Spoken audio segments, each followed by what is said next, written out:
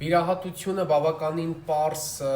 հասարակ քայլերի արդյունքում իրականացվող միջամտություն է, մի վախեցեք, որ երրորդ անգամ ես վախը ձեր ամենամեծ մեր բոլորիս ամենամեծ խնդիրը դա վախն է, պետք չի, ոնց որ չնայած հիմա մարդկա անալիզ հանձնելուց էլ է վախում, ասում ենք դες, բայց մարդկա անալիզ հանձնում ես երակից պետք է հայերեն անալիզ հանձնես, ինքնավորվում է, աշխարհում մեկ է լինում։ Բայց իպես պարզ միջամտություն է, նա միջամտությունը արվում է տեղային անզգայացմամբ, հիշեմ, էդ էլ նկատի, դա շատ կարևոր փաստ է, վերջույթները զգում եք, գիտակցությունը տեղն է, ուղղակի անդամի այդ հատվածը չեք զգում, որտեղ թմրեցվում է այդ հատվածը, միջամտությունը տևում է 20-ից 30 րոպե, 30 րոպեից ավել մինչև օրս դեռ ոչ մեկի մոտ միջամտությունը չի ձգձգվել, տևողությունը դժվար ինչ-որ մեկի մոտ ձգձգվի։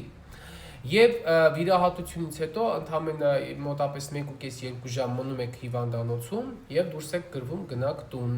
Հիվանդանոց շատ են հարցնում են, բայ կարող պետք է երկար պարկենք հիվանդանոցում օրերով, կայլասկով պետք է մեզի ոչ տենց բաներ չկա, ձեզ կայլասկով ոչ մեկ չի տեղափոխում, այս կոմենկոմ ոչ մեկ հիվանդատես պետք չի որ գա, շատ եք եթե չեք ուզում որ որևէ մեկը իմանա այդ մասին կամ չեք ուզում թափես ոչ որ մեկը ձեր հետ գա, պետք չի որ գա։ Ես ունեմ բազմաթիվ պացիենտներ, ունեցել եմ եւ կունենամ ապագայում վստահ եմ, որ ովքեր ուղղակի նորմալ adekvat մարդավար իրան 0 ոտով գնում են հիվանդանոց, վիրահատվում են, հելնում են իրան 0 ոտով գնում են տուն, չեն բարդացնում ոչ մի բան, մի բարդացրեք ժողովուրդ, մի բարդացրեք վիճակը։